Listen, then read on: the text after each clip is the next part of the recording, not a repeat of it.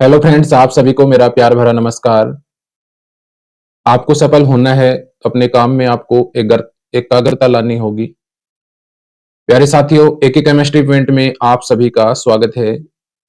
प्यारे साथियों, आज का जो हमारा टॉपिक रहने वाला है वो है कोलिजन थ्योरी। कोलिजन जो थ्योरी है ये एग्जाम में अक्सर पूछा जाता है।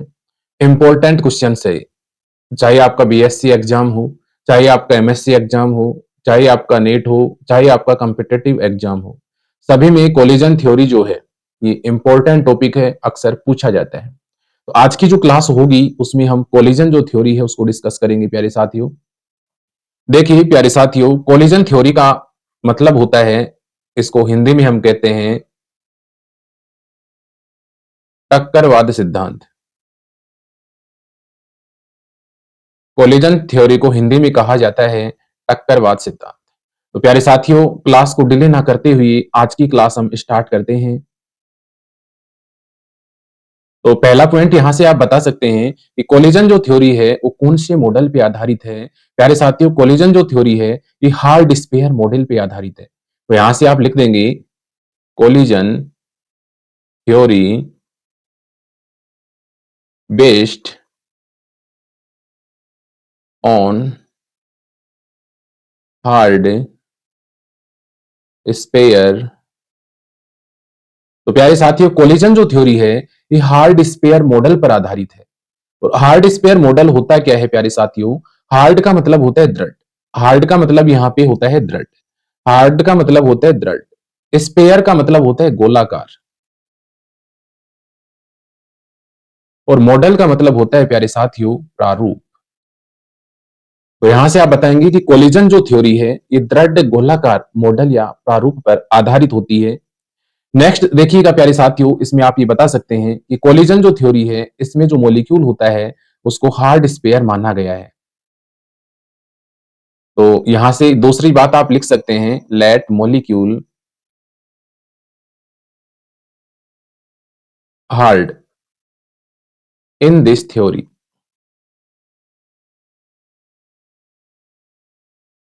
कोलिजन जो थ्योरी है उसमें जो मॉलिक्यूल होता है उसको हार्ड माना गया है। अर्थात मॉलिक्यूल का जो नेचर होता है प्यारे साथियों उसको दृढ़ दृढ़ प्रकृति का माना गया है। क्लियर है यहां तक? इसके बाद में देखिएगा, यहां से आप बता सकते हैं कि कोई भी रासायनिक अभिक्रिया तब तक संपन्न नहीं होती है जब तक उनमें क्रियाकारक जो अणु होते हैं उनमें प्रभावी टक्कर ना हो। तो यहां से आप लिख सकते हैं प्यारे साथियों, any chemical reaction do not finish until when effective collision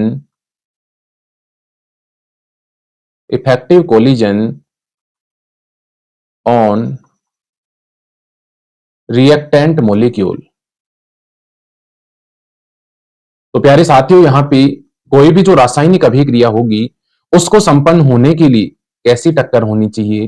प्रभावी टक्कर होनी चाहिए। प्रभावी जो टक्कर है वो होनी चाहिए। यदि इफेक्टिव कोलिजन होगा तो ही कोई भी रासायनिक अभिक्रिया संपन्न होगी। इफेक्टिव कोलिजन नहीं होगा तो रासायनिक जो अभिक्रिया है वो संपन्न नहीं होगी। अब देखिएगा प्यारे साथियों, यहां से इफेक्टिव जो कोलिजन होता है वो क्या होता है प्यारे साथियों यहां पे? तो प्यारे साथियों यहां पे इफेक्टिव कोलिजन का मतलब क्या हुआ? इफेक्टिव कोलिजन तभी होगा जब या तो क्रियाकारक जो अणु है वो एक्टिवेशन एनर्जी की बराबर एनर्जी ग्रहण करेंगे या उससे अधिक। क्लियर है? तो यहां पे आप बता देंगे कि इफेक्टिव जो कोलिजन होगा, in effective collision in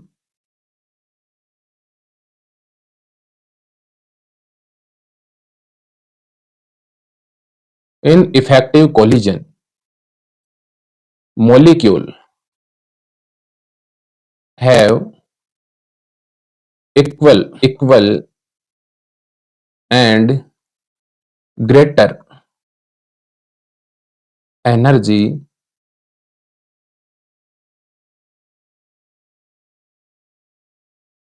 in effective collision molecule have equal and greater energy किससे रखता है? At activation energy.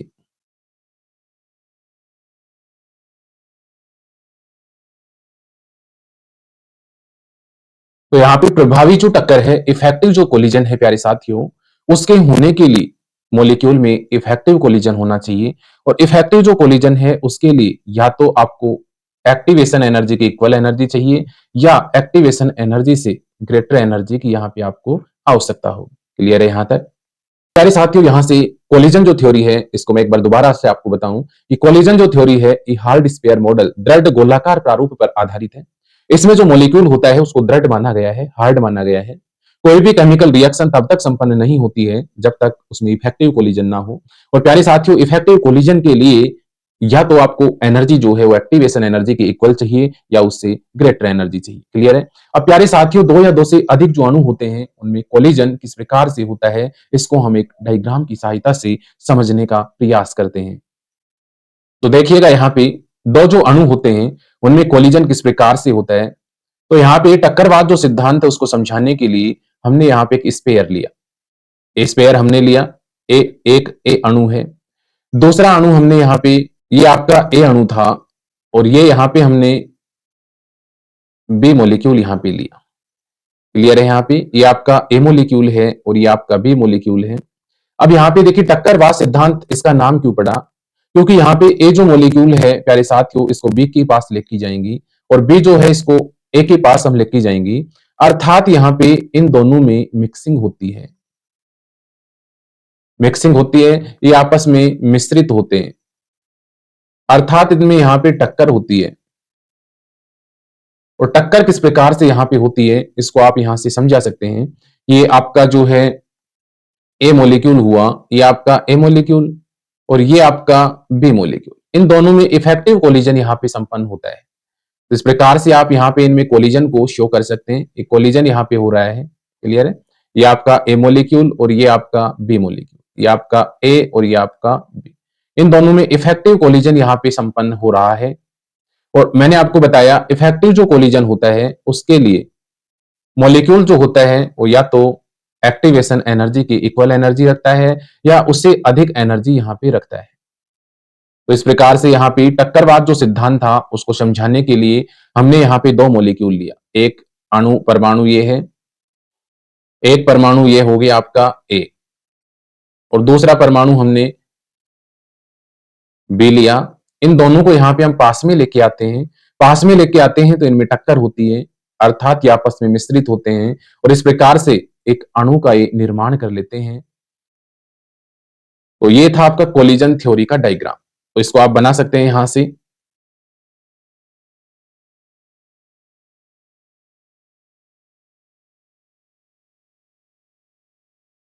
अब देखिएगा प्यारे साथियों, यहाँ पे कोलिजन जो थ्योरी है उसके अकॉर्डिंग दो या दो से अधिक अणु जो होते हैं उनमें टक्कर किस प्रकार से होती है, टक्कर को हम यहाँ पे एक्सप्लेन करेंगे। तो देखिएगा यहाँ से एग्जाम्पल की सहायता से हम टक्कर को समझने की कोशिश करते हैं। देखिएगा यहाँ से, जैसे ए कोई भी अणु हमने लिया, दूसरा भी अणु यहाँ पे ए लिया, इससे प्रोडक्ट का फॉर्मेशन हो रहा है। अब यहां से देखिएगा मैं इसके लिए रेट लिख सकता हूं, d x by D t proportional होगा concentration of A and concentration of A. प्यारे साथियों, कंसंट्रेशन ऑफ ए और कंसंट्रेशन ऑफ ए दोनों की पावर 1 है, तो इनका एडिशन हम यहां कर देंगे। तो यहां से देखिएगा इसको हम लिख सकते हैं D x by D t, proportional को मैं हटा लेता हूं ए और ये कंसंट्रेशन ऑफ ए और इसकी पावर 2।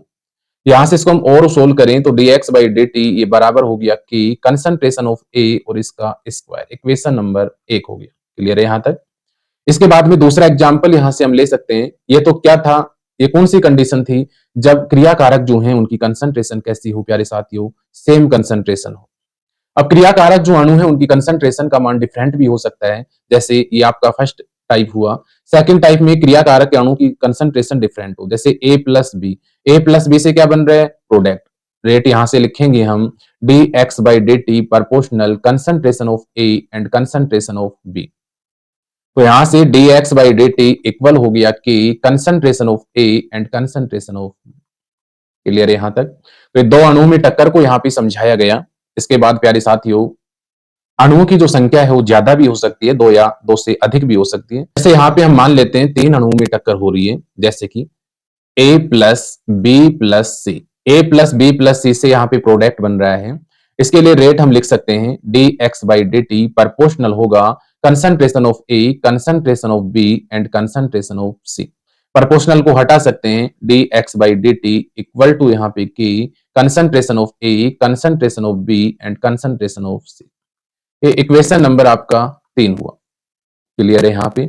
अब प्यारे साथियों, यहां से जो टक्कर है वो 2 या 2 से अधिक अणुओं में भी हो सकती है, इसलिए यहां से हम एन अणु ले लेते हैं। जैसे Na से प्रोडक्ट का फॉर्मेशन यहाँ पे हो रहा है, इसके लिए हम यहां से रेट रिटर्न कर सकते हैं, D x by D T. ये प्रोपोर्शनल होगा प्यारे साथियों कंसंट्रेशन ऑफ ए और इसकी पावर एन। इसको यहां से हम लिख सकते हैं D x by D T equal to K और ये कंसंट्रेशन ऑफ ए और इसकी पावर एन। ये इक्वेशन नंबर 4 हुआ आपका। अब प्यारे साथियों, यहां से आपके पास इक्वेशन नंबर 1, 2, 3 और 4 प्राप्त हुआ। यदि इक्वेशन नंबर 1, 2, 3 एंड 4 में रिएक्टेंट की जो कंसंट्रेशन है उसको मैं यूनिटी में ले लेता हूं प्यारे साथियों, अर्थात concentration of A equal concentration of B equal concentration of C. इनका जो मान है उसको हम 1 ले लेते हैं, यूनिटी में ले लेते हैं। तो प्यारे साथियों, यहां से जब इनका मान हम यूनिटी में लेंगे तो यहां से इक्वेशन हमारे पास आएगा d x by D T equal to k. D x by D t का जो मान होगा वो यहाँ पे के बराबर हो जाएगा। क्लियर है प्यारे साथियों। यहां से तो जब हम क्रियाकारक जो हैं उनकी कंसंट्रेशन को यूनिटी में ले लेते हैं, तो क्रियाकारकों की कंसंट्रेशन को यूनिटी में लेने पर रेट ऑफ रिएक्शन का जो मान है वो रेट कांस्टेंट के इक्वल हो जाता है प्यारे साथियों। और रेट कांस्टेंट के इक्वल होने का मतलब ये हुआ कि यहां से dx बाई dt का जो मान है वो किसके बराबर हो जाता है, के बराबर हो जाता है। इसी को प्यारे साथियों हम कहते हैं रेट लॉ। ये ध्यान रखना आपको, रेट लॉ क्या होता है। क्लियर है। तो जब क्रियाकारक जो है उनकी कंसंट्रेशन को हम यूनिटी में ले लेते हैं तो रेट ऑफ रिएक्शन का जो मान है, अभिक्रिया के वेग का जो मान है वो रेट कांस्टेंट के बराबर हो जाता है प्यारे साथियों। इसी को कहा जाता है रेट लॉ। तो यहाँ पे कोलिजन जो थ्योरी था उसका थ्योरेटिकल पार्ट आप समझा सकते हैं। उसके बाद 2 या 2 से अधिक जो मॉलिक्यूल होते हैं, अणु जो होते हैं, परमाणु जो होते हैं, उन दोनों में कोलिजन किस प्रकार से होता है वो आप इस प्रकार से यहाँ पे समझाएंगे और बताएंगे कि जब रिएक्टेंट की कंसंट्रेशन को हम यूनिटी में ले लेते हैं तो dx बाई dt का जो मान है वो प्यारे साथियों के बराबर हो जाता है, अर्थात रेट कांस्टेंट के बराबर हो जाता है। इसी को हम क्या कहते हैं, रेट लॉ कहते हैं। क्लियर है। तो रेट लॉ को समझाने के लिए ये एग्जाम्पल्स हम यहां ले सकते हैं, ए प्लस ए से प्रोडक्ट, ए प्लस बी से प्रोडक्ट, ए प्लस बी प्लस सी से प्रोडक्ट और एन ए से प्रोडक्ट। अब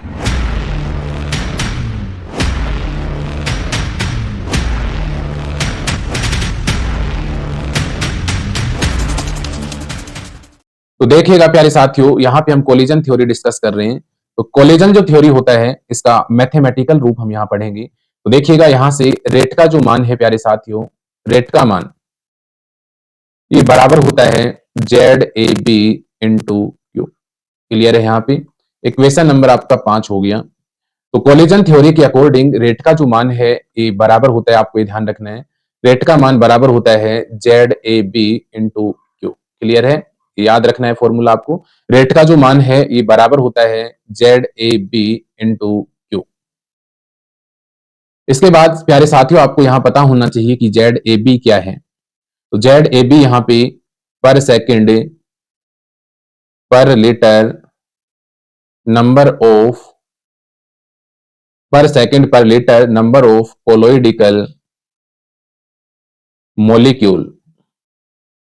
इसको हिंदी में आप कह सकते हैं प्रति सेकंड प्रति लीटर टकराने वाले अणुओं की संख्या है प्यारे साथियों। इसके बाद यहां से क्यू क्या है, टकराने वाले अणुओं का प्रभावी अंश है, इफेक्टिव। तो यहां पे क्यू क्या है, फ्रैक्शन ऑफ इफेक्टिव कोलिजन। टकराने वाले जो अणु हैं उनका फ्रैक्शन कहलाता है। क्लियर है। तो यहाँ पे कोलिजन थ्योरी के अकॉर्डिंग रेट का मान बराबर होता है Z A B into Q, जहां पे जेड ए बी प्यारे साथियों प्रति सेकंड प्रति लीटर टकराने वाले अणुओं की संख्या है, क्यू यहाँ पे टकराने वाले अणुओं का प्रभावी अंश कहलाता है, फ्रैक्शन ऑफ इफेक्टिव कोलिजन कहलाता है। अब प्यारे साथियों यहां से हम Z A B and Q का वैल्यू फाइंड आउट करेंगे और इन दोनों वैल्यूज को यहाँ पे हम पुट कर देंगे। तो आपको पता होना चाहिए क्यू का मान बराबर होता है प्यारे साथियों एन स्टार अपॉन एन के। क्लियर है। और एन स्टार यहां क्या होता है ये आप ध्यान रखेंगे, नंबर ऑफ एक्टिवेटेड,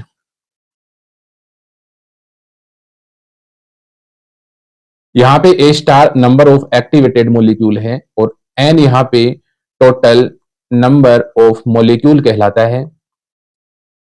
क्लियर है। तो यहां से आप बता देंगे ये दोनों जो वैल्यू है बराबर होती हैं ए की पावर माइनस ए अपॉन आर टी के। इक्वेशन नंबर आपका 6 हो गया।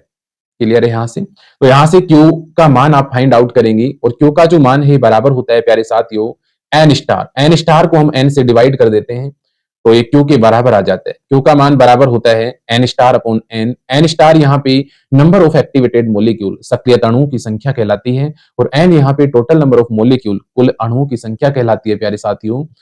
और इन दोनों का जो मान है ये बराबर होता है, किसके बराबर होता है, एन स्टार अपॉन एन का जो मान है बराबर होता है ए की पावर माइनस ए अपॉन आर टी। क्लियर है यहाँ पे। तो यहां से हमने एक वैल्यू फाइंड आउट की है, क्यू का जो मान है बराबर हमें प्राप्त हुआ एन स्टार अपॉन एन के और एन स्टार अपॉन एन जो है ये बराबर हो गया ए की पावर माइनस ए अपॉन आर टी। क्लियर है यहां तक।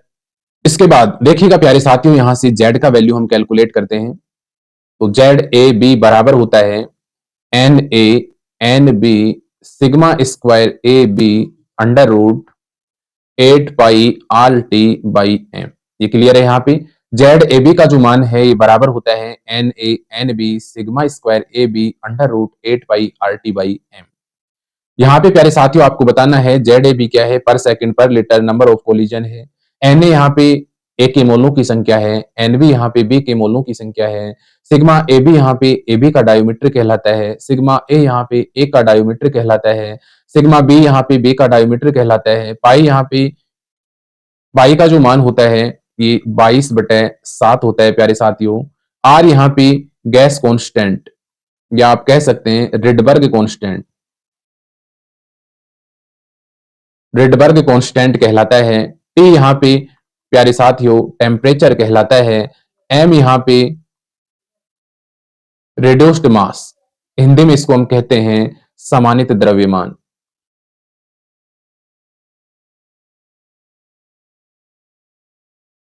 इसके बाद में यहां से देखिएगा प्यारे साथियों एन ए यहाँ पे नंबर ऑफ मोल्स ऑफ ए के मोलों की संख्या कहलाती है। एन बी यहां पे number of moles of B के मोलों की संख्या यहां पे कहलाती है। जेड ए बी यहां पे प्यारे साथियों पर सेकंड पर litre number of collision molecule यहां पे कहलाता है। क्लियर है। इसके बाद यहां से आपका सिग्मा ए बी बचा और सिग्मा ए बी यहां पे क्या कहलाता है प्यारे साथियों, सिग्मा ए बी यहां पे कहलाता है डायोमीटर, डायोमीटर ऑफ ए बी। सिग्मा ए यहां पे डायोमीटर ऑफ ए कहलाता है, सिग्मा बी यहां पे डायोमीटर ऑफ बी कहलाता है। क्लियर है यहां पे। तो ये सभी आपको ध्यान रखना है प्यारे साथियों कि जेड ए बी का जो मान है ये बराबर होता है N B sigma square A B under root 8 pi R T by M. जहां पे आप बता ही देंगे पाई का मान 22/7 होता है। आर यहाँ पे गैस कांस्टेंट कहलाता है, टी यहाँ पे टेम्परेचर कहलाता है, एम यहाँ पे रिड्यूस मास कहलाता है और प्यारे साथियों रिड्यूस मास को हम म्यू से भी रिप्रेजेंट कर सकते हैं। क्लियर है। एन ए यहाँ पे ए के मोल्स की संख्या कहलाती है, एन बी यहाँ पे बी के मोल्स की संख्या कहलाती है और जेड ए बी यहाँ पे पर सेकंड पर लीटर नंबर ऑफ कोलोइडिकल मोलिक्यूल कहलाता है। सिग्मा ए बी यहाँ पे ए बी का डायोमीटर कहलाता है, सिग्मा बी यहाँ पे बी का डायोमीटर कहलाता है और सिग्मा ए यहाँ पे ए का डायोमीटर कहलाता है। क्लियर है यहां तक। तो ये इक्वेशन आपका हो गया प्यारे साथियों, इक्वेशन नंबर आपका 7। क्लियर है यहां तक। इसके बाद में देखिएगा यहां से जो आपका सिग्मा ए बी का मान है, जो आपका सिग्मा ए बी का मान है ये बराबर होता है sigma A plus sigma B by 2। ये फॉर्मूला आप ध्यान रखेंगे। सिग्मा ए बी का जो मान है बराबर होता है sigma A plus sigma B by 2। इस फॉर्मूले के ऊपर यहाँ पे इक्वेशन नंबर 7 में हम पुट कर देंगे, तो यहां से हमें एक न्यू इक्वेशन प्राप्त होगा, Z A B equal to N A N B sigma A plus sigma B by 2, और इसका स्क्वायर यहां से हो जाएगा under root 8 pi R T और ये बाई एम, या आप इसके स्थान पे म्यू लिख सकते हैं। इक्वेशन नंबर आपका हो जाएगा 8 नंबर। तो यहाँ पे हमने जेड ए बी का मान कैलकुलेट किया प्यारे साथियों। जेड ए बी का मान बराबर होता है N A N B sigma A plus sigma B by 2 का whole square under root 8 pi R T by M या म्यू। इक्वेशन नंबर 8 हुआ। अब देखिएगा प्यारे साथियों, इक्वेशन नंबर जो 1 था उसमें क्यू और जेड ए बी का मान हम 1 नंबर में रख देते हैं। क्लियर है? देखिएगा, put the value of Z A B and Q in equation first, then we get Z A B और क्यू का जो मान है प्यारे साथियों, वो यहां पे हम 1 नंबर में पुट कर देते हैं। तो यहां से हमें क्या इक्वेशन प्राप्त होगा?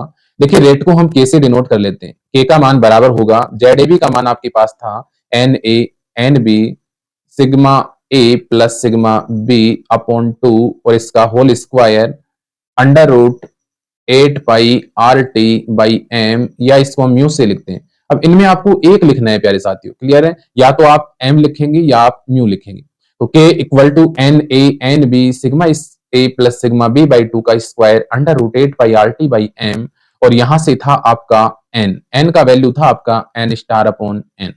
इसके बाद एन स्टार अपॉन एन का वैल्यू यहाँ पे हम पुट कर सकते हैं प्यारे साथियों। तो यहां से के का मान बराबर हो गया N A N B sigma A plus sigma B by 2 और इसका whole square under root upon N. अब देखिएगा प्यारे साथियों, एन स्टार अपॉन एन का जो मान था वो हम यहाँ रख सकते हैं ए की पावर माइनस ई ए अपॉन आर टी। ये मान हमने यहाँ पुट किया, इक्वेशन हमें प्राप्त हुआ 2 अणुओं के लिए। अणुओं की संख्या 2 या 2 से अधिक होगी तो यहाँ पे जेड ए बी सी हो जाएगा। तो इसको हम नॉर्मली यहाँ पे प्यारे साथियों जेड से रिप्रेजेंट कर देते हैं।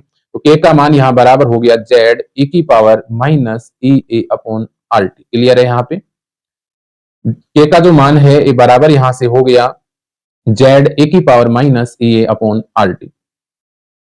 इस इक्वेशन को कहा जाता है कोलिजन थ्योरी का इक्वेशन। क्लियर है साथियों? तो यहां से आप कोलिजन जो थ्योरी है इसको इजीली आप एक्सप्लेन यहां से कर सकते हैं। तो प्यारे साथियों, यहां से आप लिख सकते हैं here equation 9 is called collision